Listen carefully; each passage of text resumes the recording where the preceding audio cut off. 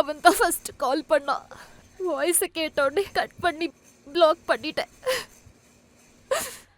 திரும்ப திரும்ப வேற நம்பர்ல இருந்து கால் பண்ணான். சண்டை போட்டேன். கடைசி அவனை பார்க்கணும்னு சொன்னான். அவனை அசிங்கப்படுத்ததான் அவனை பார்க்கவே போனேன். அவனை பார்த்து நீ என்னை எப்படி பார்த்துக்கிறேன்னு சொன்ன. எனக்கு எல்லாமே நீதான் சொன்ன. உன்கிட்ட சொன்னா நீ கண்டிப்பா அவனை சும்மா விட மாட்டேன்னு தான் நானே ஹேண்டில் பண்ணேன்.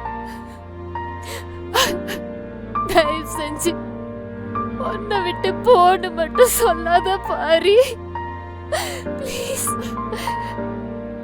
நான் குடிச்ச காஃபி கூட